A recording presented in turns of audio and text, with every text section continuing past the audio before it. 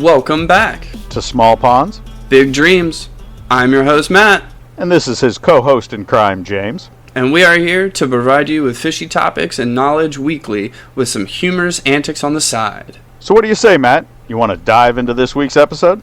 Into the deep we go! Well, James, we're back at it again. Back at it again. Post Expo now. Still running off Expo adrenaline. Well, yeah, I think we might be running off that for quite some time. Let's do the normal rundown. Anything at all fishy this week? Just dreams of Expo. Yeah. Just lingering in my mind. I had to do a lot of tackle organization because of all the tackle I bought from the Expo. I have still yet to post the pictures. I've been looking at new tackle boxes to store my new purchases from the Expo. I have not listened to the pod yet and found out about that. I need to. They're sold out, so it doesn't matter. But they were pretty dope. But yeah, I've been looking at tackle storage as well. I just got the G-Crack boxes, but I need to go through and wean out my old Plano boxes I don't really like anymore. Yeah. And Evolution is definitely what I've been looking at. Yeah, I'm looking at the Evolution as well, mostly because the only jerkbait specific boxes I've really come across are Evolution and Plano. Yep. And I've heard complaints on the Plano snagging a lot when taking lures out, so I want to give the Evolution a shot. Listeners, if you know of any good jerkbait specific tackle boxes that might not know about, hit us up. Let us know. Email, comment below, however you want to get a hold of us. You can send a homing pigeon, send up some smoke signals, whatever it takes. Let a brother know. Yeah, let a brother know. Always. Yeah, the tackle storage, it definitely needs to be taken care of. I guess I got a little tackle storage. I got some clips for my treble hooks. That's important. But that's just because I'm tired of having treble hooks flying around on my desk all the time. Yeah. On baits. So I was like, I'm going to cover those. But yeah, nothing. Absolutely nothing fishing going on. No. Hopefully there will be. Yeah. We'll see. You and your evil ways. I have the most evilest of ways. Well, James, what are we talking about this week? Well, the pod has kind of gone through some changes recently. Yes. So, I thought it would be a good idea for us to kind of give a little reintroduction to ourselves and how this journey really began. Yeah, because one, I agree with that because first off, this is our first actual podcast, just me and you. Yep. We've had guests pretty much on. I mean, okay, yes, last week, day one of Expo recap was just me and you, but kind of a different vibe. Like we're actually at the podcast temporary studio. So that sounds good because of that. And even in the introductions that we kind of did, we just really talked a lot about our introductions to fishing and what we knew about fishing. I don't think we really covered much of the other part of this podcast, which is friendship. Not want to be sappy or anything, but That's really what this has come down to. It's two friends that love fishing, and that's where the podcast idea kind of came from. So I think that'd be great to get a little bit of a recap. Where should we start? You want to start all the way back at the beginning? All the way back in the beginning. I was born in a small hospital outside of Hampton, Virginia. Okay. No. Back at the beginning. Of us. So I met James at work in 2014. I got hired on at a pizza place, and you were the general manager at the time. You were actually on vacation when I got hired. Yeah. My assistant hired you while I was on vacation. Out of all the things that I could say, I will be the one thing I could thank her for. Yeah, I would have to agree. I could thank her for that. But no, and then so I worked there for a while with you. We didn't really start off as friends, but we kind of grew into friends. You have black flakes all over your fingers from the lure you're playing with. Yeah, I gotta stop playing with soft plastics. Yeah, that's hard to do when you're a fisherman. Yeah. We worked together for a while, not much of a friendship, and then it kind of grew into a friendship with common likes. which really started off with like movies, video games, because we were not fishing at this time. So I seem to remember you have told me the first thing that went through your head the first time I walked into work. I know. The very first thing I thought to myself is I was like, looks like Silent Bob. I was like, holy crap, my general manager is Silent Bob. And if you don't catch the movie reference, it's understandable. But there Clerks, Clerks 2, any of the movies. I mean, Clerks 2, Mallrats. Jade and Silent Bob, Strike Back. Let's just say you resemble a wigged up Kevin Smith. Yeah. Well, yeah. So that's where it kind of started because we also, that movie brought up first, then Star Wars, and then games, and it kind of just evolved. We hung out a lot to the point. A little slow at first. Slow at first. But then once we actually started hanging out, it was kind of like a ramp up. And then, so we hung out. There was a brief period. Do we have a brief period of... No, not really. It was like basically we hung out every once in a while until we got really, really close, and then we started living together in 2017. Yep. 27. There were some life changes in both of our lives around the same time that kind of drew us together a little closer, a little before 2017, and then that is when I moved into a certain house, and basically you were there pretty much all the time anyway, so you just moved in. Yeah, I was there all the time. I was crashing on your couch a lot until the point where I think it was like 3 or 4 months in, and we were like, okay, why don't we just make this a little bit easier? And I moved in. And then we lived together for quite some time. About 3 years. Yeah, about 3 years. Yeah. And we didn't work together the entire time, did we?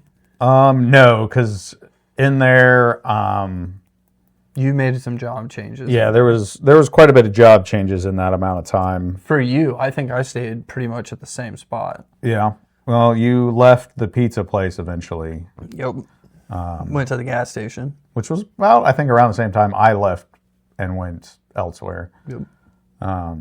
But, I mean, we just hung out and we lived. It was all geeky nerd stuff is what brought us together. Yeah, and that's pretty much what kept us together for most of the time until 2020. And this was before COVID started. Like, it was that right in that beginning time. We took, my family and I took a trip to Minnesota, waltzed at said trip, went fishing again, and basically just caught the bug. Just caught it right off. Came back in town, went out one time, caught a nice one, and then I was hooked.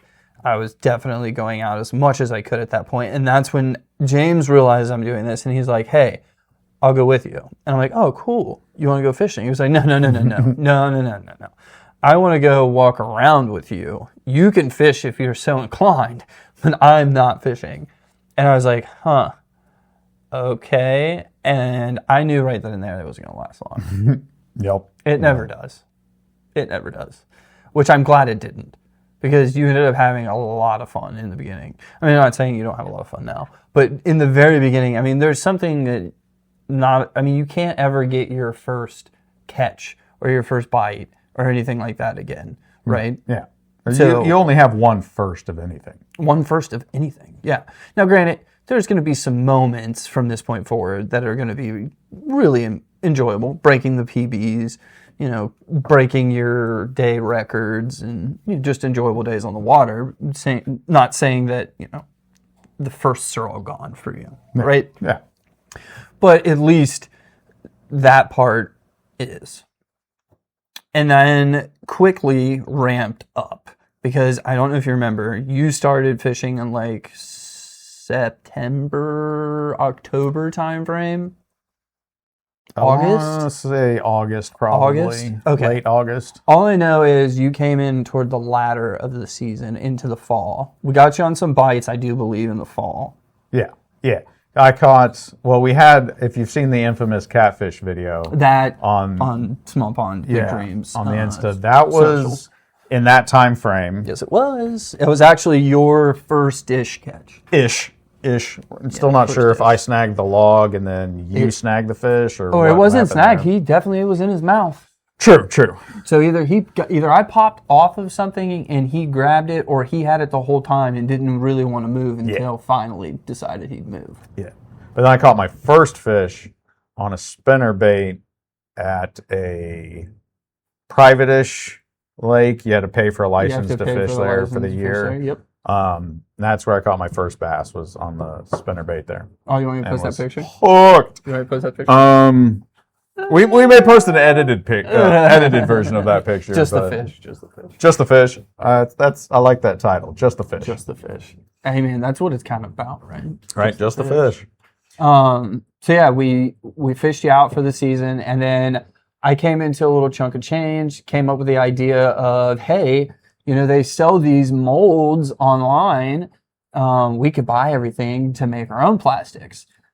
We concocted the idea and we jumped the gun on it. That's when, as we called ourselves, Swift Bite Baits. Not our first name, but not our first name. Definitely the best name we came up with. And we made our own plastics for the entire winter season, like a ton of plastics. To the point where predominantly the following season, for the beginning, we didn't have to get any plastics. We just used our own. All of that year of 2021, we just used our own plastics. We just used our own. I mean, we'd get other things here and there to get ideas, because we were going to try to come up with getting our own like CNC molds and come up with ideas, which is kind of hard. It was a lot probably easier back then, now thinking about it, than it was in the time I guess we were at. But now coming up with an original idea is kind of hard. Oh, yeah. There's so many baits on the market. The market, is so saturated with all sorts of stuff. Absolutely flooded. But, so yeah, we ran down that rabbit hole for a while, came up with some wild colors. We can always post those if we want. I have a ton of old pictures. Oh, yeah, we should do a post on that, definitely. I'll throw some of those up when this episode airs. But, so yeah, we did that 2021. Also, 2021 was the first time we went to the Columbus Fishing Expo. We got to meet Brian Lattner that year. Yeah. It was like the first year that we went all 3 days. We sat through tons of seminars, hit a bunch of booths. If you were to ask me what booths we hit, I would tell you I can't tell you. I know for a fact only 2 things. One, I came out with a frog combo. Same. I also came out with some shitty spinnerbaits. Well, before you move on, what was your combo? I don't even want to talk about it, but sure. I had a Daiwa Tatula CT 150 and and I still have the rod actually, a favorite Pro Series 7.5 heavy rod.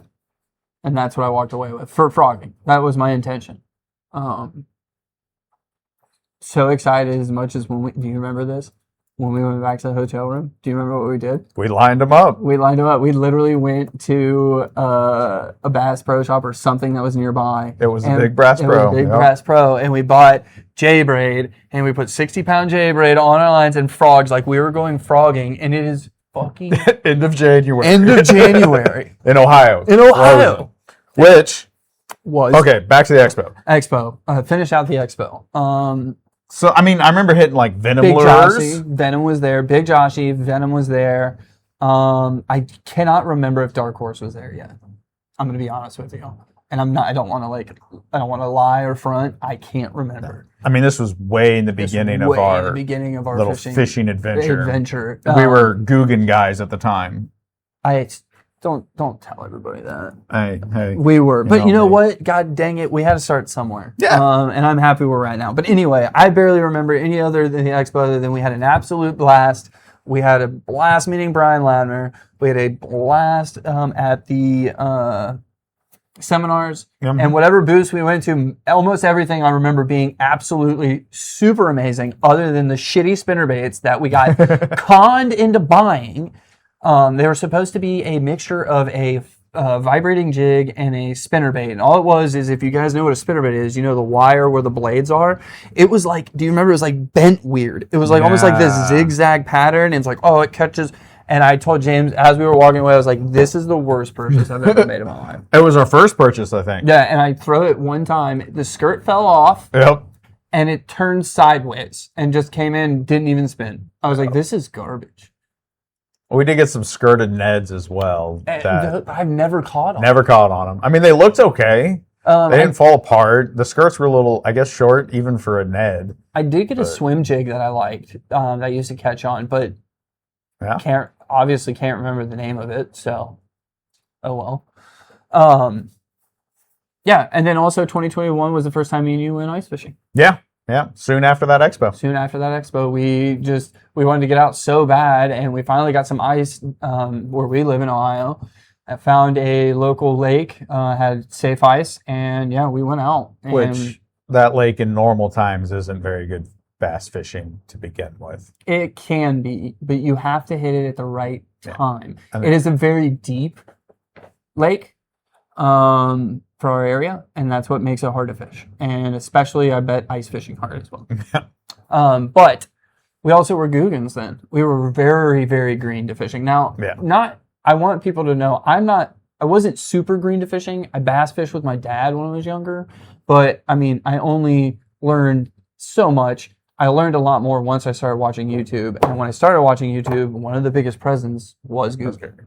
So you're new to modern bass fishing, which is a little different than it was when you were young. I was like fully new to fishing. I'd gone fishing like once or twice as a child, and that was it. You didn't even hit the blue geegis, as the kids are saying. I mean, I might have for all I know. I don't remember them very well. I was so young, but yeah.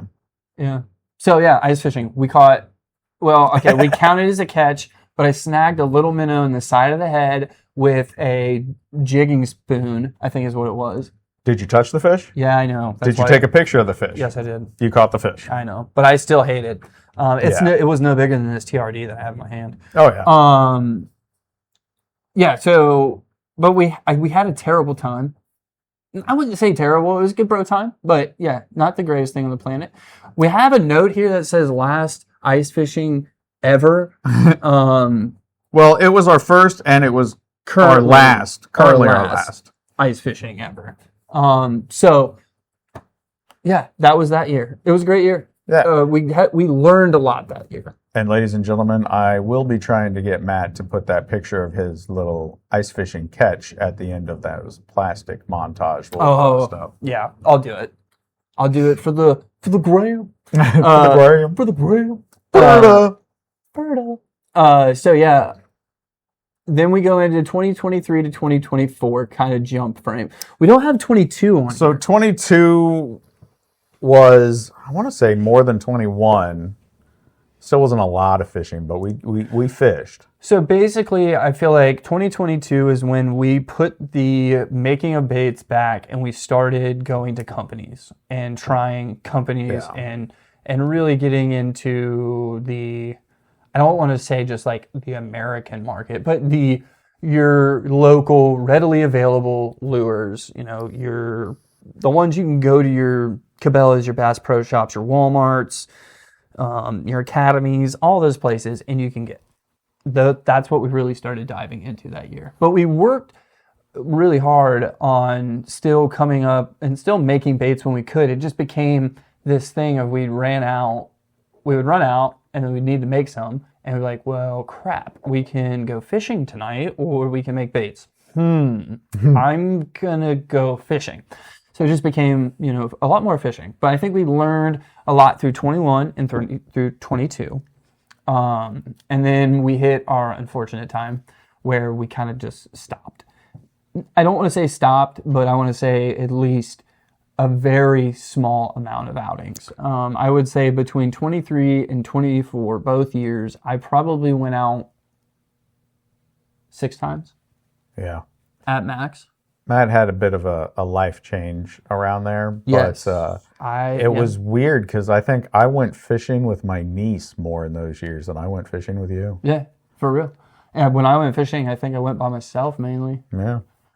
I like going fishing by myself, you know that. But I love going fishing with you as well. It's just I'm used to it because I go so much in the week by myself. I just never in the weekends, whatnot.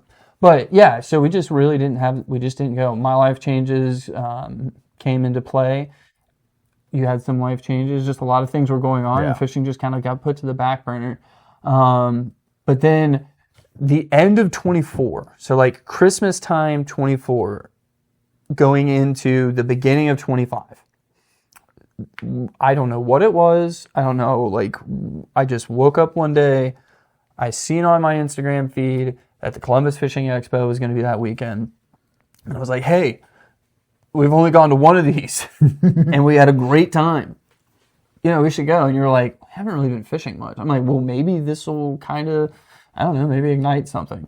So we went one day, unfortunately, because I still, listen, you are my brother, and I love you. But there's a part of me that will always hate you for that weekend, because we missed at least a Mike Iaconelli seminar. That's true.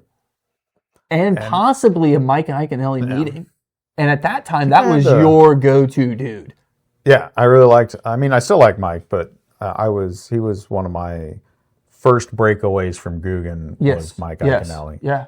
My real into professional fishing. Well, it was like your first YouTube content, but other than the Guggen. Yeah, him and Brian Belat. Yeah. Oh, yeah. Belat was my first outing of the Guggen squad. Yeah. Was Brian Latimer. I just went through his catalog and watched as much as I could. Yeah. I like Mike for his energy, even though that's not my energy. Oh, it's not. It's my energy. It's your energy, which is probably why I like Mike for that reason. Probably. And I liked Belat for how his knowledge. He was very informational, and the way he talks makes it easier for me to absorb for some reason. It's the way he doesn't dumb it down, but the way he gives it to you is very digestible and very, knowledgeable. It's amazing. I will say, going back and watching some of Mike's, like, I can't remember what he calls it, his garage talks or whatever. Oh, so good. They are very informational, very good. His podcast was good, too. I actually watched. I still listen. Did you see the episode where Belat went on with his family? Yes, I did. It was a good one. If you like old Mike, here's a little, no one really, well, if you do listen, Mercer has a podcast, something awkwardly something podcast. He just did Mike Iaconelli talking about his retirement and everything. I listened to it today. It was really good. It was really good. It was really good. We went on the last day of that year, which there was when we got there. There was one seminar we wanted to go to. Yep. And I think we missed it. Oh no, I think we sat through it for like 10, 15 minutes. And then we were like, this doesn't pertain really to us. Yeah. And then that's when we kind of like, go around and we started shopping. And that's when we found a lot of stuff. That's when I found G-Crack, Nico Baits. That's when we started seeing Dark Horse Tackle, Ashigan. Well, we knew about Ashigan beforehand, but the Munchies. I didn't get my Munchies there, though. I got to think about what else I got while I was there. I can't even remember anything. I got a bunch of JDM tackle. That I know, because I got those Raid Japan ones that you just showed me before we started this. I had those. I had the Nikos. I had G-Crack. Yeah, that's the birth of JDM, which is funny. The Nico. Yeah. Because I didn't really come back to it until later in that year. But I had it the whole time. Nico I did. G-Crack I came back to. But we got a buzz enough that we really, I don't know what it was. We really got into it, and we went straight head first fishing hard at the beginning of the year. Summer gets a little rough. I go hard. Hit it a lot. Oh, I go hard. You hit it real hard. I was still going average twice a week. Some weeks were less. Yeah. Some weeks were more, but twice a week. We usually one long trip on the weekend and a quick after work hour and a half. Yeah, see me on like Monday through Friday. I'm going for at least an hour to an hour and a half after work. And then I'll come home and make dinner for the family. But yeah, because I'll be hitting you with those pictures while you're at work. I'm sitting at my desk. My phone goes off and I'm like, oh no. Let me see what I'm missing out on now. And then you pull it up and he's like, oh boy. And I'm like, oh, Dinkosaurus Rex. Yeah, okay. Sometimes. You got to weed through the dinks to find the donks. Fish is a fish. Hey, yeah. Working on dinks to donks. As long as you're getting slime on the hand, you're good to go. But yeah, so that and then 2025 also the birth of Small Ponds Big Dreams. We started October 20th of last year. That was born out of the idea of kind of trying to catalog our growth as anglers, try to also hopefully spread knowledge. If not, if you think we're dumb, that's fine, and just have fun. But also, I think it's cool to have something that, I mean, me and you can look back, or like, you know, I have a kid, or, you know, your family can always look back and listen to, and, you know, it's us. Yeah. It's a catalog of us. And it's really going to be fun through the fishing year when we start talking about our catches and our days out and everything like that. Because other than spots, I'm going to tell you all about every fish I catch. That's just how it goes. Some days that might be take up quite a bit of an episode. It just depends on the week, and depends on the breakdown. I mean, it's gonna be pretty easy. I can't wait for this year for the long trips. I love when I can get out with you and we can get out for like 8 hours. Oh yeah. Those days, there's so much informational growth of being out on the water those days that it's just insane. Insane. Well, we're caught up to speed. We're here now. Yeah, we've been friends for a very long time. Yeah, going on 12 years now. 12 years. That's yeah.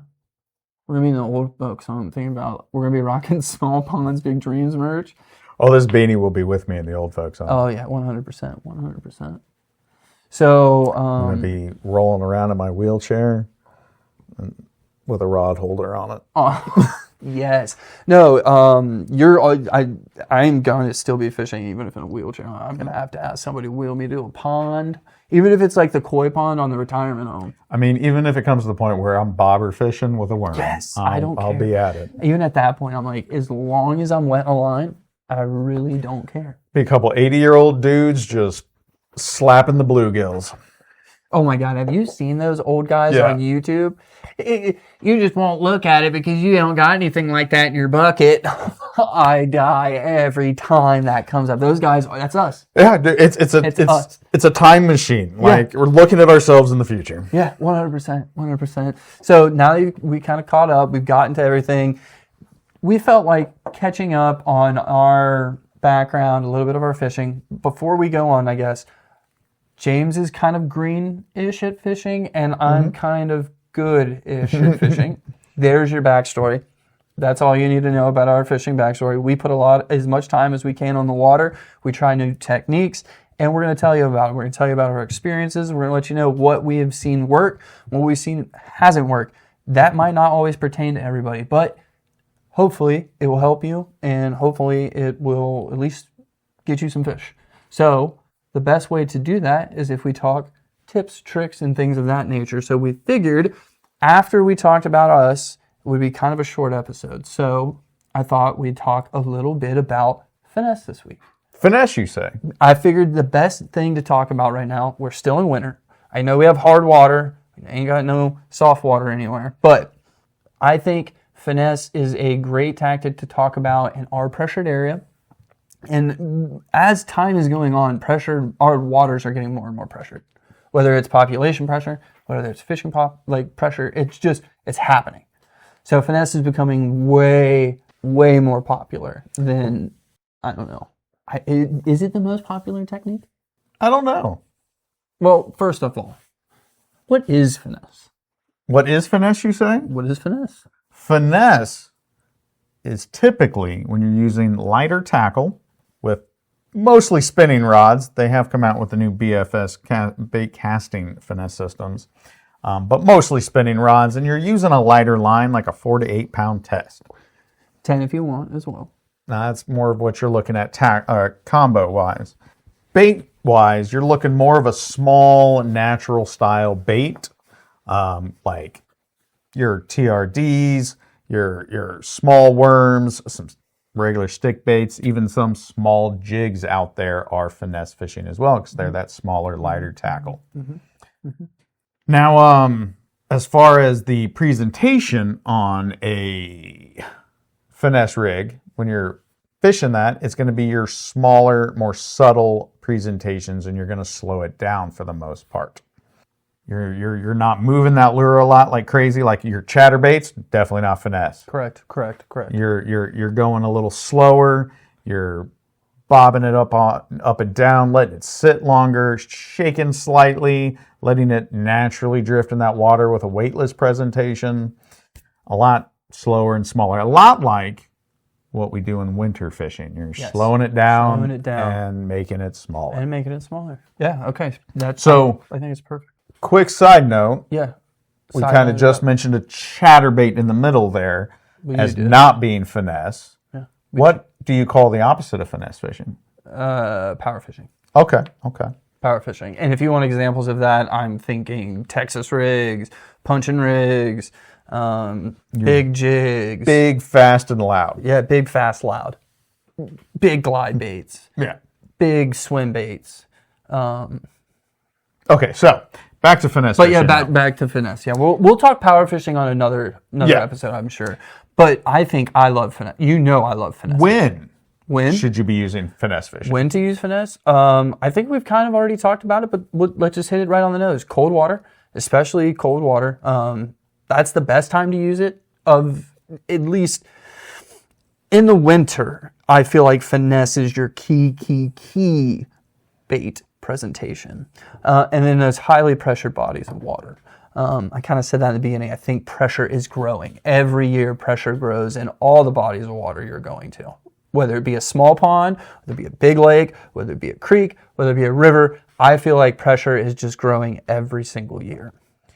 Now, would you say finesse fishing, would you use it differently or choose to use it in clear water versus muddy water? Do you use finesse more in one and power more in the other? I feel like finesse is, a lot of people think clear water, they think finesse, right? Yeah. That just goes hand in hand. I've seen personally where you can get away with a lot more in that clear water than you think. And yeah, I've used finesse in the muddiest of waters. I don't care what color your water is, finesse will work for you. Obviously, changing up your colors, maybe your presentation slightly based upon your water, but really just your colors, and I don't think you're going to have a problem. Like for me, like a tungsten head Ned, like the new VMC tungsten heads, one of those on, with just like a copper truce Ned, for instance, TRD, that is going to work really well in dark water. Now, even black, black yoga pants. Would you say in dark water you're more likely to use that one tool? I don't know if we've ever mentioned it, but the Z-Man rattlesnaker, to put a little rattle in something finesse in darker water? Listen, hear me out on this. I am still up in air about the rattle. I had some great success last year with the rattle, and I'm going to tell you right now, it was the success I've seen with it. It was clear, it was stained, it was muddy. It didn't matter. That rattle just, it seemed in certain instances, it seemed to have some sort of change. I don't know if that's like a guarantee. I don't know if that's like, it's always going to work. I don't know if the pressure was because of it. I don't know if, I don't know. Too many variables, right?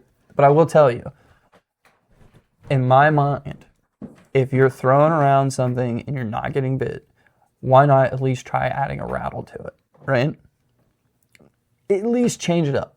I mean, we even had that instance. Let's for instance, I'm just going to make one small instance on this before we move on. We was throwing in the river. I was throwing that Ned. I was throwing the Zaza Ned on an EWG. Okay. We were together. Yeah. Remember this? And I was throwing around. I wasn't getting bit. And I decided I'd put a rattle in it.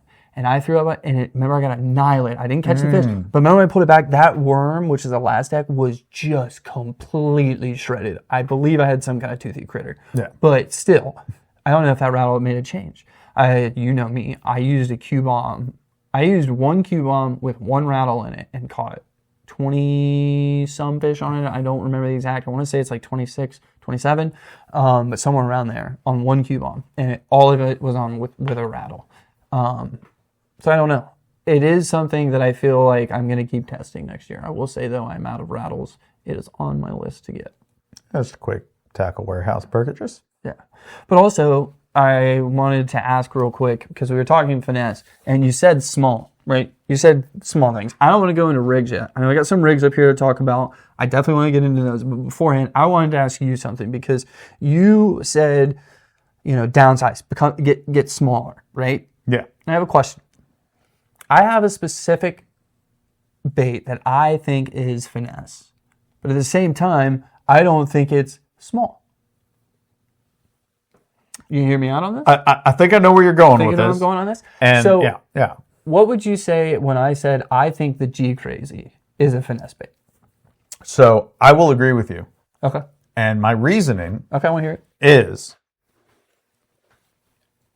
it's not, it meets the finesse criteria in the fact that normally when you're fishing it, you are fishing it with a slow and subtle presentation. You're not whipping that thing through the water or anything. You're doing little hops. You're doing small, subtle movements, and it still looks like a natural presentation. So my thing is I think it's a natural presentation, and two, I also it's the material. It's so thin of a worm that it just, the way it acts in the water, it's so finesse. It has to be. And it's also very lightweight. Very For as big it is, it's lightweight, which also helps it in that finesse side. I just got some weights coming in. I think they're 1/64. Yeah.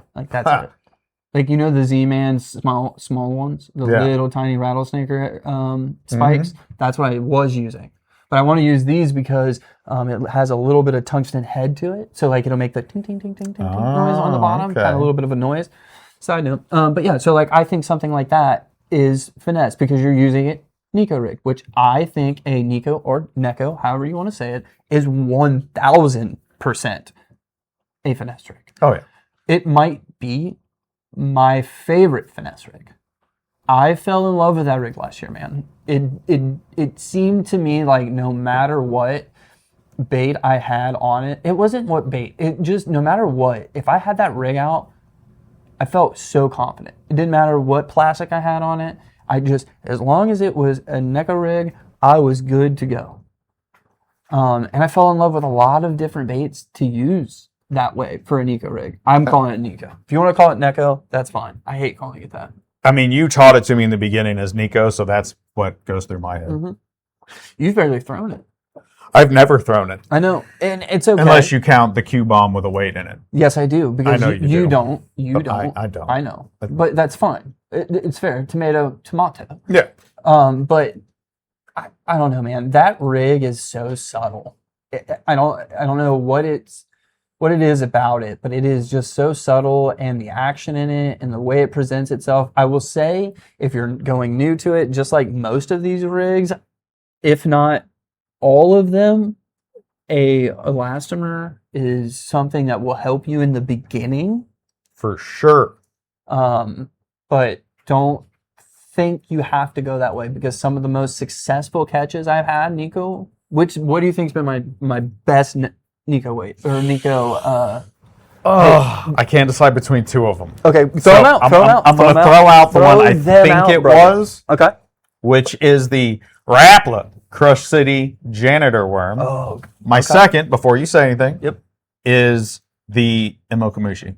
Ooh. So I have very little on the Imokamushi Nico rig. I think I caught maybe 5 or 6 because it was so tiny that, not so tiny, but our ponds that we fish, they've got a lot of soot and leaf and material on the bottom. I would almost lose it sometimes. So I didn't fish that much. The Janitor is very much up there, and the Janitor is a very good beginning Nico rigged worm for sure. But honestly, before you say it, I forgot already, even though we just talked about it, that you consider the Q-bomb a Nico. Yep. So I'm guessing it's the Q-bomb? It's the Q-bomb. Yeah. But do you want to know what's second? Is it the Janitor worm? Nope. Oh. Bellows Gill 2.8. Bellows Gill 2.8. You put the Nico hack in it and a weight, I'm telling you, son. And just to give you a little chef's kiss on top, pre-glue that Nico hack in there, and you are having a day. And if you want to have even more fun, 2.8 Bellows Shad, do the same thing. You get yourself a Creek magnet. Yeah, I was going to say, because even with the 2.8 gill, if you don't have a grassy bottom, you could Ned rig it. You could Ned rig it if you wanted to. I also used it in as a free rig, a small free rig. Remember? Now that's where I caught more on my Kamushi because I was free rigging that. That's before I got little. Because I didn't want to touch that drop shot, but I already touched it this year and had some success with that Kamushi. I was going to bring it up. I know you were. It's going to get brought up because it's on here. Drop shot is one of them. And it is something we've talked about getting into. But it is just, let's be honest here. It is an absolute bitch to get put together. And if I break that off, I'm going to be so mad. I have a feeling I'm going to start in a creek with my new BFS combo. Yeah. With a drop shot rigged on. And as soon as I snap off, I won't throw it the rest of the day because I don't want to re-rig it. Exactly. Like, I've had it to where my favorite thing that happens is you lose the weight and it's like, well, all right, time to turn it into a Nico rig. You know what I mean? Like, yeah. Because I'm going to be honest with you. So far, in my mind, I believed that you could accomplish getting the same fish that you would get with a drop shot with a Nico rig. My only difference there is with the drop shot, you have a little more options of length between weight and bait. Correct. And the only way I've got bitten so far is about 8-inch length. And that's about where I like to start. But I've heard before, go further. Yeah. But it's just, I think it depends on where they're suspending. And the deepness of your water. Correct. Like, I'm not going 8 inches on a creek. No, you're not. Yeah. You're not. 100%. But for real, though, also, do you feel like a drop shot is a creek bait? Not really. Neither do I. I feel like, heck no. There's so many other things on here that I would rather throw in a creek. There's like 2 things I mainly throw in a creek, so. And those are? One of them's on our list. Actually, almost everything I throw in a creek's on that list. The only one that's not on the list that I throw in a creek, so that the one thing that's not finesse that I throw in a creek is a chatterbait. I will throw, but it is a mini chatter, and I know you think that is finesse, but to me, finesse. It's too loud to be considered subtle. But it's not as loud. I don't think it's not as loud as it is displacing water. It's all it is displacing water. It's just not a slow, subtle presentation. I think it's way more subtle than you think. Okay. What we're going to do is next time we go to the creek, you got it out. I'll have your rod and I'll pull it through the water and I'm going to shove your head under the water so you can hear it. And you let me know how loud it is, okay? I mean, why wait? I'll go put some water in the bathtub. Nice. I know what we're doing after this recording. We'll take the mics with us. Yeah, so I feel like that's finesse because, I mean, for shit's sake, the new Z-Man one, the micro buzz or the micro chatter. I mean, that is basically what you were throwing, and that BFS, that's finesse. Yeah, that's finesse. That's the other question: is do you feel like are we at a point? Well, side note before we get back into baits, real quick, do you think we're at a point where BFS could still take over the spinning run? Or do you want to save that question until you've had one and fished one? So, no, because I want to give my theory now, and then we'll circle back after I've fished it for a while and see. Yeah. So my theory now is, no, not 100%. Okay. The BFS is going to be crucial for me in the creeks. Yep. I will not take a spinning in the creek again after I have one. Mostly because it's going to be a lot shorter. Sure, I could get a ultralight spinning to go that way, but yes. I'm going to get. I think I'm not going to want to. I like casting a bait caster more. I enjoy the act more. Same. Not to mention setting the hook. Same. But I feel like on bigger bodies of water, there will still be instances where I might want to take a spinner out. Yeah, I would agree with you when there. I have more room for casting, I might take the spinner instead of the BFS combo. Do you think on your BFS, do you think you're going to go creaky, or do you feel like maybe one day you'll take it to the pond with you and just throw, let's say, bass presentations that are typically thrown on spinnings. Like, for instance, a drop shot or a wacky rig or a Nico rig. Like, do you feel like you might do that? Or is it like, no, I'm sticking to a very finesse net or a very finesse jig or a very finesse ball head for the creeks, and that's what this is for? No, you'll I'll see you Definitely everywhere. catch me at the pond with a nice Z-Man scented jerk shad. That's my thing, man. I really think that's my problem, because I really think, in my mind, I love a bait caster so much that I do think that if I throw a BFS in my arsenal, that my spinnings will go to the wayside. Here's what my prediction is. You ready? Okay. I will take my spinning out, but it's going to be when I'm out on a vessel and I'm carrying more than 2 rods. Yes. Okay. That way I can have my spinning with that drop shot already hooked up on it. Ready to go. And then my BFS for all my other finesse. Maybe like a BFS spinnerbait. Yeah. Or something like that. Because honestly, right now, where we're fishing, creeks are about the only, like, as far as moving water-wise, creeks are the only thing that we're going to be able to get that BFS to even work. Because most of what we know right now of our river is kind of currenty. Well, right now, yes. Well, yeah. There might be some breaks in the No, I was out on one not too long ago with a little fly rod in my hand that we waded through. It was a little currenty, but it was manageable. This is true.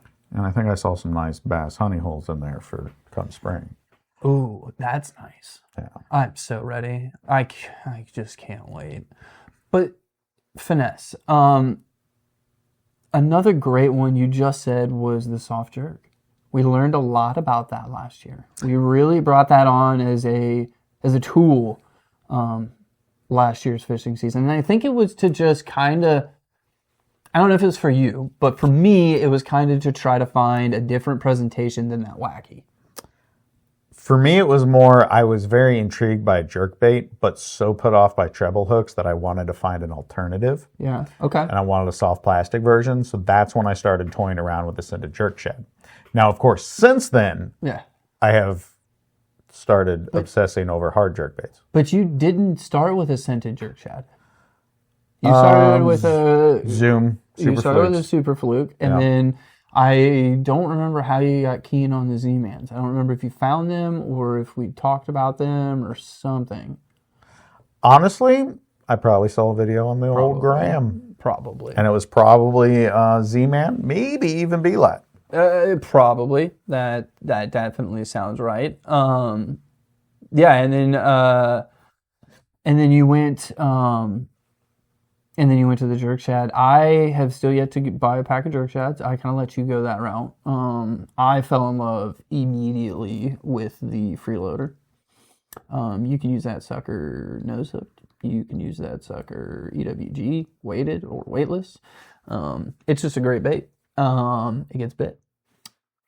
That one was like the first one for me. And again, mine was to get rid of the wacky. I was throwing the wacky rig so much, dude. Oh, I mean, there's a long while there where it was, if we're not getting bit, the wacky. Put the wacky on. Because we originally started with the Ned. But the problem, and that to me might be the best finesse presentation of all time. Right with the Nico. I only give it to the Nico a little bit more because, and this is my reasoning, this is why I really switched to the Nico from the Ned, is, your Ned, I see you, the Ned, you got your head at the bottom and your hook, right? That hook is pretty close to the bottom. Mm-hmm. And I felt like on a Nico, the hook is actually up a little bit higher because of the way the whole rig is. Yeah, I mean, it's meant to keep your hook out of the grass, mostly. And our bottoms get so mucky to where we were just having a hard time throwing a Ned. Like, look, if we were in a different area that didn't have as much grass, the Ned would rule supreme more than likely. Well, we have found where the Ned rules supreme, and that is creeks and rivers. Yes. Because you get more of a sandier bottom or a rock bottom or a pebbly bottom or even a bouldery bottom, and it's a lot easier to deal with your Ned rigs. So that's where the Ned rig has become a staple for us now. It wasn't all around go-getter in the beginning, and then we kind of went away. But it is still one of the best finesse presentations. If you need to be finesse, as long as you don't have grass or muck, you can do it if you do an EWG Ned. But I still challenge you to just explore the Nico. And then, even then, if you explore the Nico, get you a rattlesnaker, get you some of the big TRDs, or get you some of the big hula sticks or the bang sticks. You put a weight in there, one of the Z-Man spikes, put a O-ring around there, and you get you what is your favorite like drop shot hook, like finesse hook? I have not experimented a lot in that realm. Okay. I bought a lot of generics in the beginning that I still have to this day. So you're weaning them out. And it was you who, when I started using the scented jerk shad, I thought you were advised me to go with the VMC red line. Okay, that's what I was saying. I have really liked that hook since I started using it. I liked the VMC red line. It's what I used in the beginning of the year. I did make a switch over to the owner Sniper Finesse with the weed guard or without. Both of them became really like my favorite. I bought so many packs of those. But next year I want to try the Ryugi Talisman. I've heard good things about that one. Okay. So, we'll see what happens there. But that's what I used. I used that for the Wacky, the Nico, drop shot, soft jerk bait through the nose. One of my favorites. Or the crack rig. Yeah. Which it probably has a name, but I just called it that just because it's easier. Which I started thinking about if there's I forget who, it might be VMC, and it's not a red line, I know that, but it is a Nico hook, and it's got a little piece of like monofilament on it as a keeper. If you use that would be pretty good for that rig, because then it would keep that hook in longer. Because that was always the problem, the hook would just come out too easy. But that's a good one. The soft jerk works. It's a great finesse. I will say though, it's not a good winter. I'm not using that in the winter. No, I'm more likely to use a hard jerk than a soft in the winter. No, you're using a hard suspending jerk bait in the winter. Yeah. That's what you want. Any other time of the year, still use suspending. You can use whatever during the rest of the year. I mean, you can get it. James got away with some topwater bites on a topwater floating jerk bait a few times that were pretty good. So you can get away with that as well. Now, finesse jigs we have on here as well. I don't know much about finesse jigs other than they work. I've heard very good things about them. Well, we did pick up some pig jigs at the expo that are some nice finesse jigs we'll try out this year. Yes, there are ideas of trying finesse jigs this year, so I think that'll be fun to do. I definitely think they're going to work. It's definitely a finesse. I'm looking again, like that's going to be like my Finesse Creek and River kind of an idea. Yeah. Setup other than our ponds. Be fun. We've talked fuzzy baits. I want to talk fuzzy baits for a minute. Okay. I think fuzzy baits could possibly be the most finesse bait in the finesse category. Just the bait itself, not the rig, just the bait. And the reason being is for that very subtle action you get from the silken hairs. Yeah, just sitting still, letting that water ripple. It just makes it move. Like everybody's favorite TRD, when it sits down there, it just barely wiggles, right? Now imagine, that's barely wiggling, and then you've got all these hairs around it, also barely wiggling. So it's, in my mind, the fuzzy baits are probably one of the most finessey baits you can get. Now, I'm talking the bugs, the dice, the triangles, the squares, all the circles. The TRDs, all of them. Any fuzzy bait. Now, if you want the ones that we've really jived to, those would be the Q-Bomb and also the Imakamushi. James is starting to latch onto the TRD bug, or the. I have the fuzzy bug. Bugs. I don't have a fuzzy TRD yet. Are you going TRD or are you going in the dice? You don't want the dice. I don't think I want the dice. I think the Q-Bomb fills that hole for me. Yeah, that's where I'm at with it. So now, okay, don't get me wrong. I will buy a pack of the Z-Man dice just to try them. Yeah, I got to give them some throws. Yeah, well, yeah, I got to try it. It's Z-Man. I feel like if it's a Z-Man finesse item, I have to try it. But yeah, I really want to try the Koikis. Oh, and then I also have the Double Sun, which is an Aros bait. It's made out of elastomer too, so it should float. It looks cool. It's got like a chalky powder on it. It's the one that's got like more spike-shaped hairs. Yeah, it's like a ball, and it's like think of a ball flat, and it's almost like this way is its appendicitis, but like they only go flat. They can't go like they're not all spiked around like a ball, like the Q bomb is. Yeah. My favorite's I don't know, man. The Kimushi is so good, but the Q bomb is also really, really good. That's a hard toss up, man. That's like trying to pick between your two favorite kids. Shit, that's a hard one. I don't know, man. The Kimushi almost takes it for me because the fact that you can get it in the elastomer. And you can truly Nico rig it. And you can Nico rig it, but not even that. You can drop shot it. That's what I caught them on this year so far. Ned rig it. Ned rig it. I mean, you can do that with the other ones, but you're going to get more use and better action out of the elastomer. Now, I'm not going to lie, though. The Q-Bomb, Nico rigged or weightless, is pretty dang good, dude. And you can still drop shot a Q. You can. But you can't net a Q. No.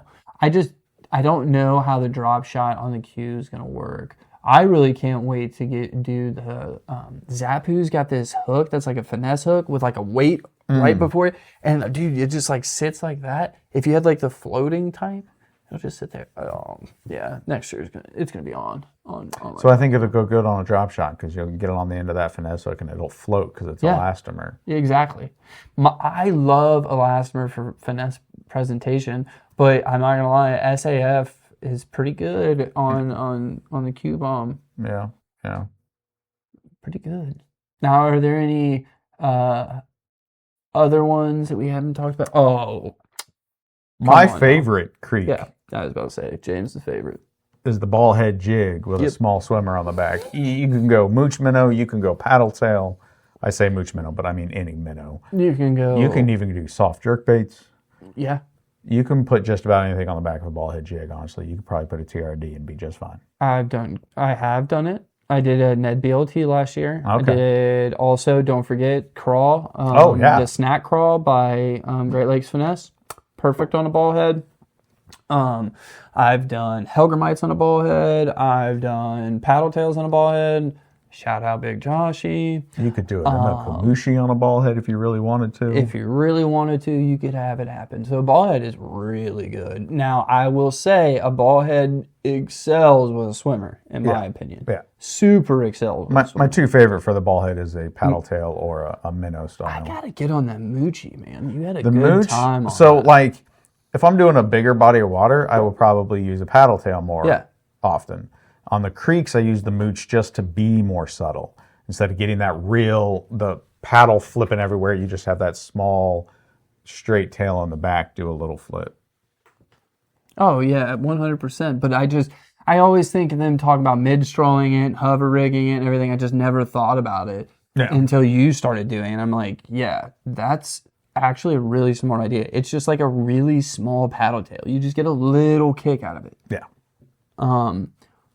What are some ball head companies you like, though? That's the question. I do like the Great Lakes Finesse one. I've used the Great Lake Finesse. I like those. The ones that come with the big Jossies work pretty well. I will say my only critique is sometimes the keeper on it does not keep your soft plastic for a long time. Correct. But they're still good. They're still workable. Still go out and throw them. I like the Perfected Ball Head by Jig Masters. I don't think I've tried those yet, except for unless I've taken them out of your tackle box, which is a very good possibility. Probably. I will say that if you're using elastomer, it is a screw lock. So I would either recommend not using elastomer, or if you really want to, you could heat up the screw lock with a lighter and then just shove your elastomer on it. It'll melt right into it. I didn't think about that for some reason. You can do it with the from Jig Masters. I like their sled heads, and I also like the ball heads. I think I like the Perfected Ball Head better. Which actually, I need to hop on Dark Horse Tackle and get more of those. I meant to pick them up while we were at the expo, and I totally forgot. If you are using elastomer and a ball head, it can also act just like a Ned rig. Yeah. Also, if you're using elastomer and a ball head, glue. Yeah. Glue that elastomer straight to that ball head.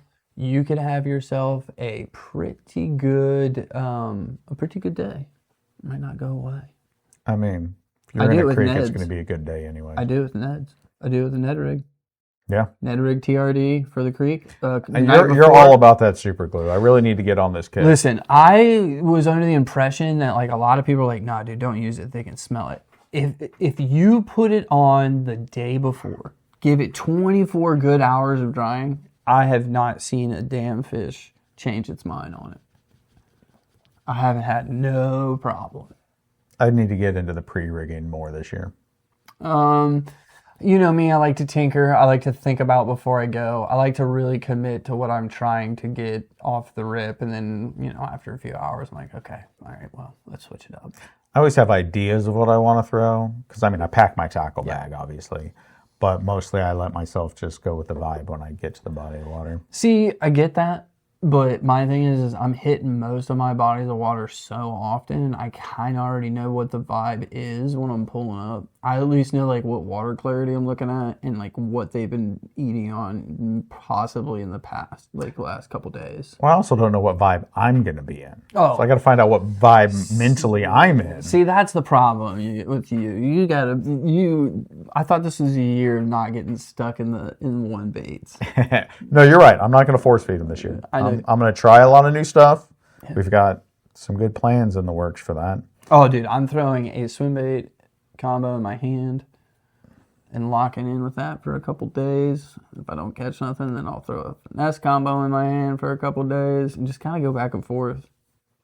It'll be interesting. My old frogging rod's about to become a swim bait rod, I'm pretty sure. So. Oh, yeah. You can do that. I'd say start out. A lot of people say start out with the mag draft. But I feel like the mag draft sucks. I've heard a lot of good things. But also, dude, I know from experience using it, you have to like be reeling that in at the perfect speed, or else it will not just function. Well, right. that can also have a lot to do with your gear ratio then. True. But, personally, if you're going to start out with like a soft swim bait, I would say like, I would almost say the coal shad's better. Yeah. Seems to be a little bit more responsive to slower speeds. Okay. But, chop block's a good one too. All right, we were talking about swim baits. That's not finesse. Well, that's definitely not finesse. It could be still finesse. We are looking at some bait finesse glide baits. Oh yeah, dude. I'm showing them to 2 you. 3/4. I'm showing to you because I'm trying really hard not to jump into that BFS shenanigans. Once you shenan once, you're bound to shenan again. Yeah, this is true. I've been shenaning a lot. Oh, we some shenanin mofos. Well, is there any finesse baits you're looking to hopefully get into this year? Yes. Some BFS glide baits. Okay. What BFS glide baits? So somebody has recently told me about some. Yep.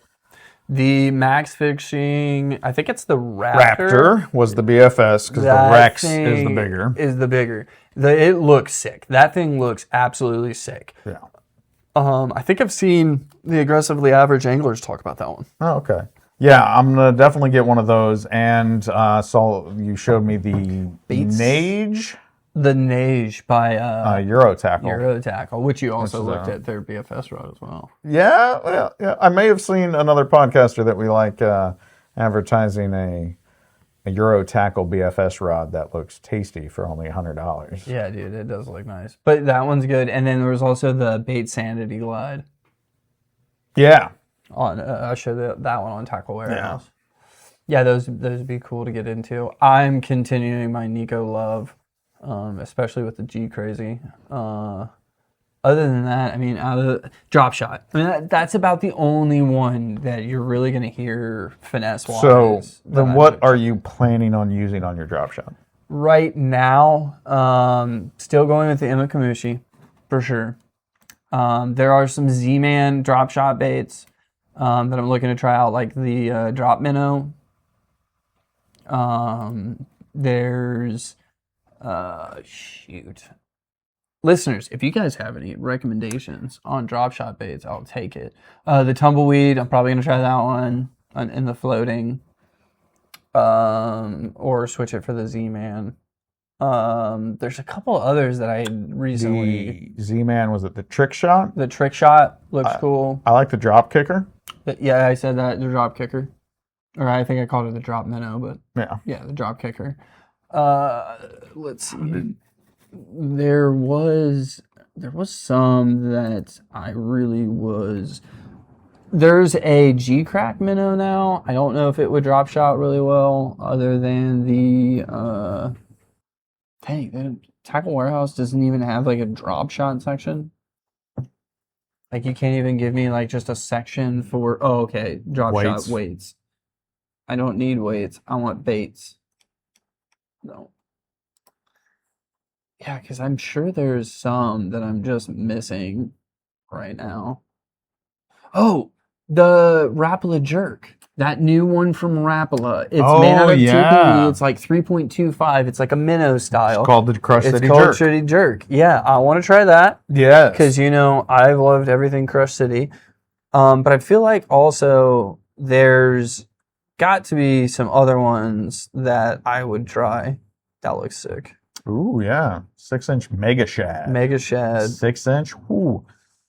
I've thrown a 5-inch. We're just over here on Dark Horse Tackle. Oh, dude. The Bluegrass Bug looks sick. I want to try that as a Ned rig. Also want to try out the Ballistic Ned. That one looks cool.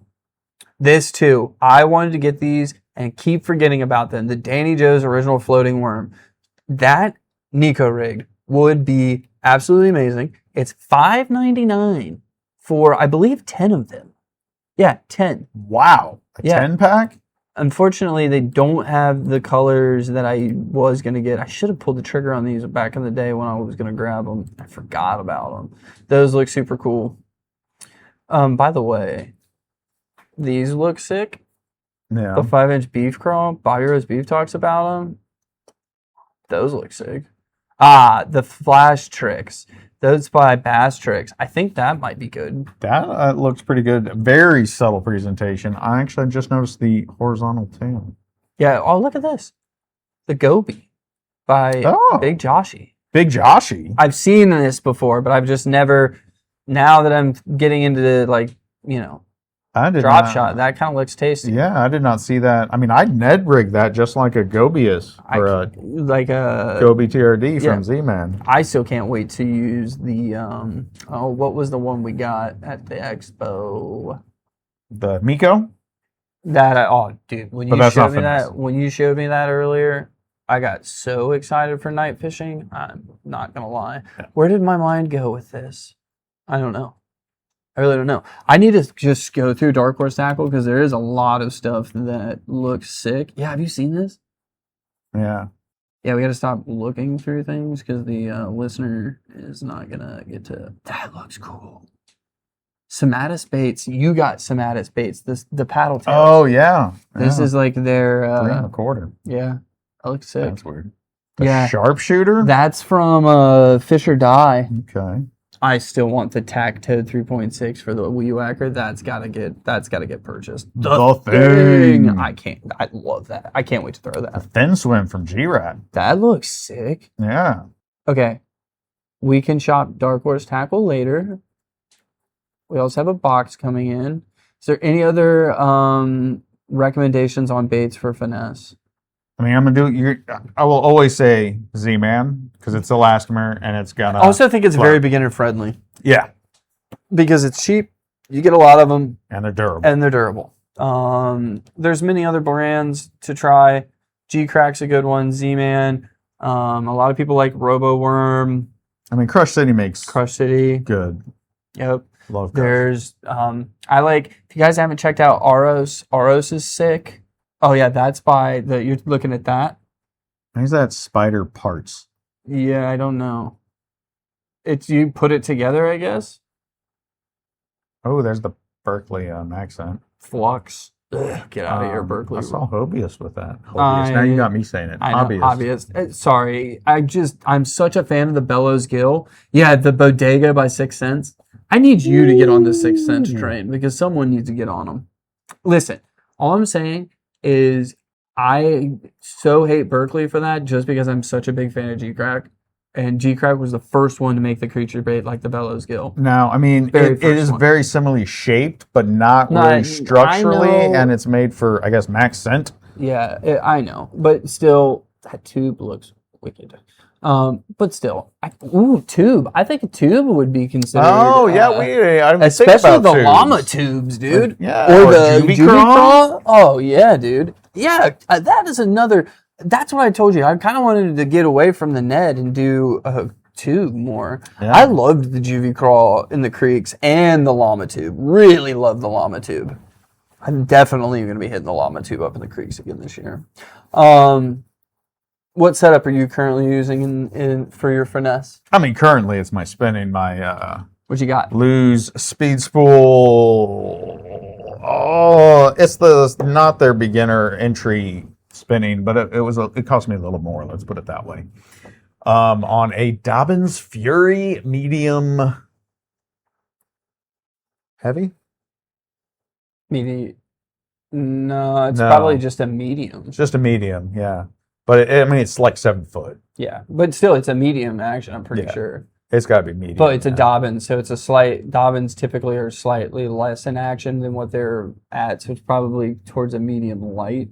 Yeah, I know you've got a couple finesse combos over there. Well, okay, so I have 2 finesse combos, but in reality, it's like it splits for me because it's the finesse and then what I consider like ultra finesse. So my one finesse combo, it's a medium 6'9", Fenwick, Eagle, fast action.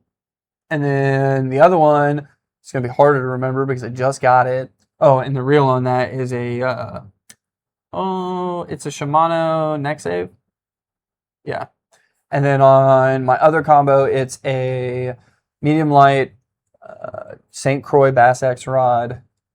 It is also 6'9", and it has a Shimano Stratix on it.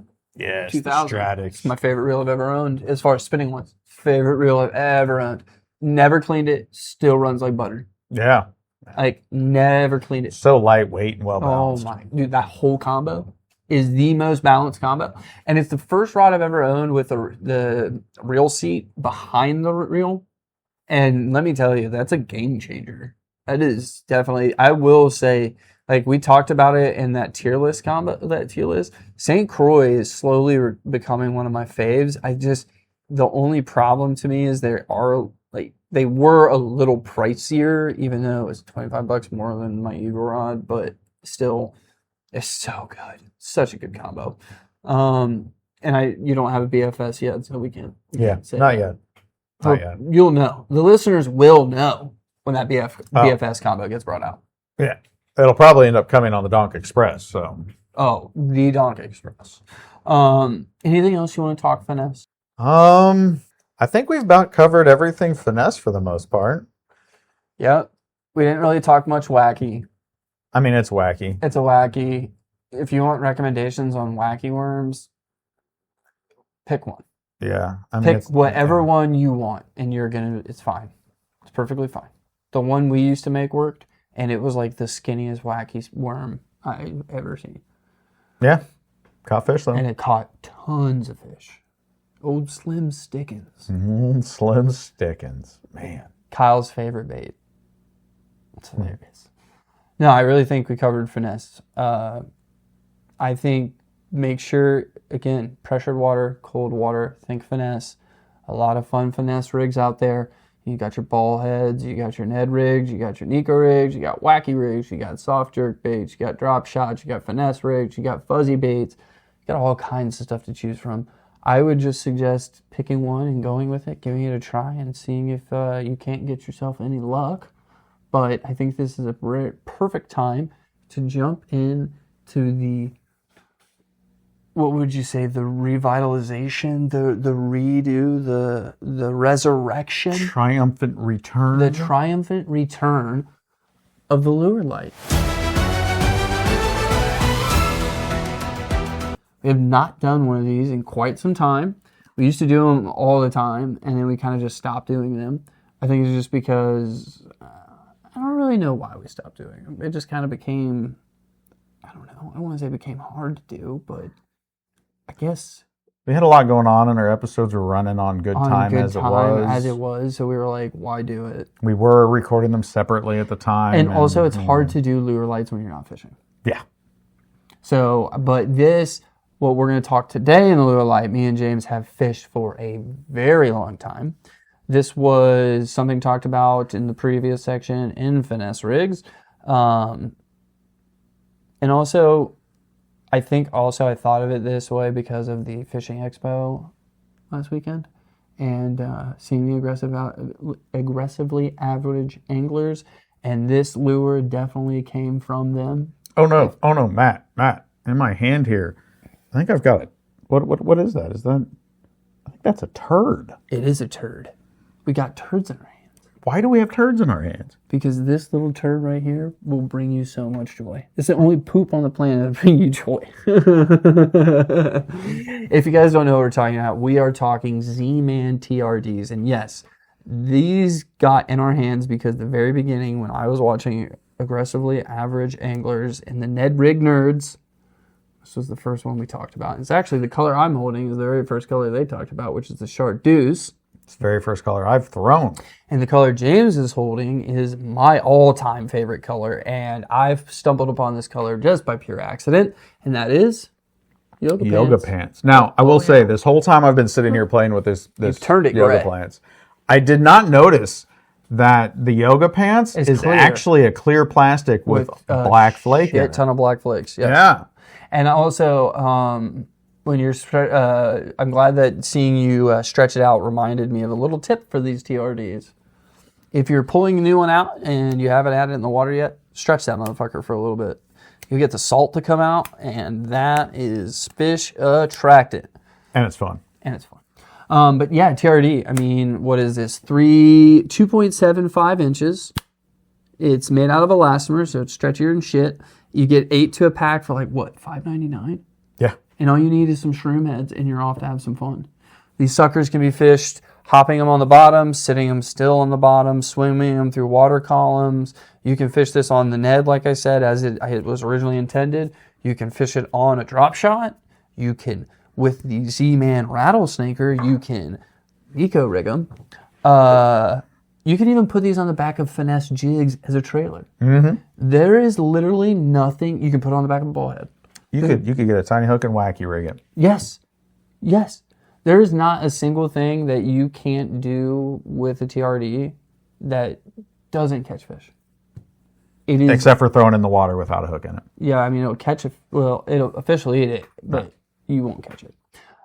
This lure is one of the easiest beginner-friendly lures. It is one of the best fish catchers that I've ever used. Everyone should know the TRD. If you're not hip to the TRD, you need to get hip.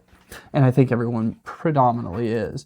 But is there any tips other than stretching it you give for the TRD? No. I mean, throw it in the water, you're going to catch fish. Don't put them with your other plastics. Oh, I mean, we can go back to that other Z-Man product we always never mentioned. Said, rattlesnaker. Rattlesnaker. I missed that Ooh, somehow. I just said to put tungsten weight in it. I didn't say to put a rattle in it. Yep, put a rattle in it. You know what else you can do with it? I don't know if you've ever seen this, but you can Ned rig it, and then Z-Man sells spinners. You can put in the butt end of it, and then now when you swim it, the spinner's going around in the back. So there's so many things you can do. Which makes it, in my opinion, a little less finessey. Now, there's something else I've seen on the internet recently, and it's just coming out to market. I was just thinking about that. Did you see our hobbyist? Well, you sent it to me. Oh, I did send it to you. Okay. Yeah, you sent it to me. It looks like a little, you know what it looks like. A male something appendage. you plug something with. Well, that too. It's got two different looks. But it's basically like Alka-Seltzer with scent and you put it, so it reminds me of like the G-Crack bubble nail. Mm-hmm. But the bubble nail doesn't exist anymore. You can't get it. Really? I didn't know that. No, it's non-existent. So this, you stab into your plastic. So you can do that too. And now you got a little bubbly scent trail to go along with your little doodly. So TRD, it's amazing. Go get you some today. Z-Man, you'll love it. That's I mean, really. I've almost taken a bite out of this one. It's the shortest lure light ever. But I mean, it's going to be. It's a TRD. Yeah, I mean, yeah, it's a turd. Well, not only is it just a turd, but I feel like if you're a bass fisherman, if you're new, this is a great tip to get this. Yeah. If you're not new, you probably know about this. And if you know about it and you don't ever use it, shame on you. If you don't use it, it's probably you've lost your love for it. I challenge you this year to throw it on, go to a river, go to a creek, spend a day, wade through it, throw that sucker all day long. Now, granted, if you're not getting bit, maybe switch the color up a little bit. Got to match the hatch as much as you can. Switch the color. Add a rattle. Add a rattle. Add a Alka-Seltzer tab. Add something to it. Change it up. And I guarantee you can have yourself a really, really good day with this lure. And again, beginner friendly, super easy on the wallet. Like, you can spend $20, get 4 packs, and you have all the TRDs you probably need for the rest of the year. You're good to go. And you have a good time. Anything else for the lure light, James? I think that's it, my man. I think that's it for the resurrection, the triumphant return of the lure line. The triumphant return. Get you some turds, man. You'll enjoy them. So we've gotten a reintroduction of ourselves for the listeners this week. Yep, we talked to. We're all. They know us now. They know where we came from. They know how crazy we are. We are insane. In the membrane. Insane in the brain. Yeah, and we also talked a little finesse, so hopefully you guys learned a couple things along the way. If not, at least you had fun listening to us. Just a few reminders here before we wrap this whole thing up for today. Here at Small Ponds, Big Dreams, we have a giveaway running right now. Which you should know if you follow our Instagram page. If you don't follow our Instagram page, get hip. Go follow our Instagram page. Follow it. As of right now, we only have 5 entries currently into the giveaway.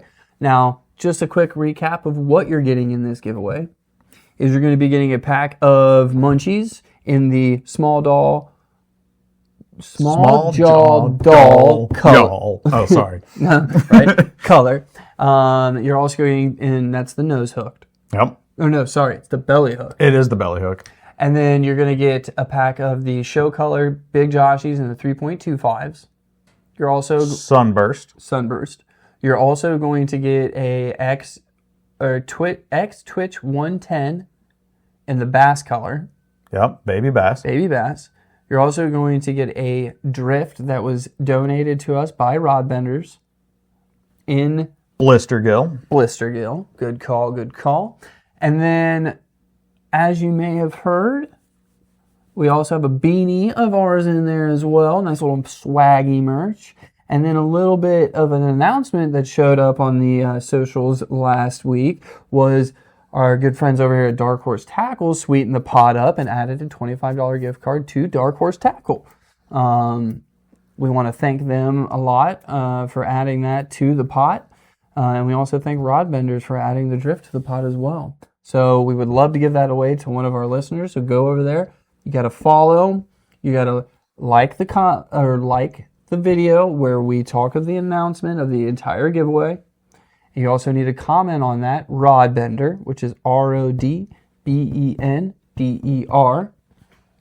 And then once you've done that, you also need to be following Small Ponds, Big Dreams. But we know you're already doing that. So we don't even have to tell you to do that. The only other thing that can get you an additional entry into the giveaway is by sharing the post on your social media, and that will give you an additional entry.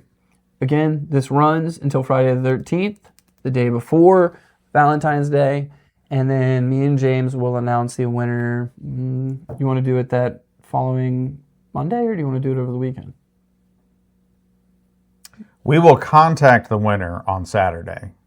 No, we're going to make a video of us drawing the winner, so everybody sees it's fair. We're doing just an old school in the hat. We're putting every name in the hat. You'll see that the hat's full of everyone's name. We'll pull one out. We'll post that video, and then that's how the person will know. We'll wait for that person to comment underneath, and then we'll get all the information we need from them. I think that'll probably post that weekend. So probably not Valentine's Day, but probably the day after Valentine's Day. So, If you're listening to this on drop day, it'll be Monday the 9th. You will have 4 more days to get your entry in. So don't walk, run to your phone, follow Small Ponds, Big Dreams, and get in that giveaway. Yeah, you got to do it. You know you want those good baits. You know you're trying to hit up Dark Horse Tackle. We just talked about a couple of things in the shop we were looking at. I'm telling you right now, that thing looks juicy. Hit it up. And you know you want to walk around with your Small Ponds, Big Dreams beanie on. It's perfect. We're in that wintry season. You know you want it on. You know you do. All right, man. That's going to do it for this episode of Small Ponds, Big Dreams. We appreciate you all for taking the time to listen. If you enjoyed the show, give us a follow, leave a comment, and share it with all your fishing buddies. Until next time, keep your lines tight, rods bent, and your dreams big.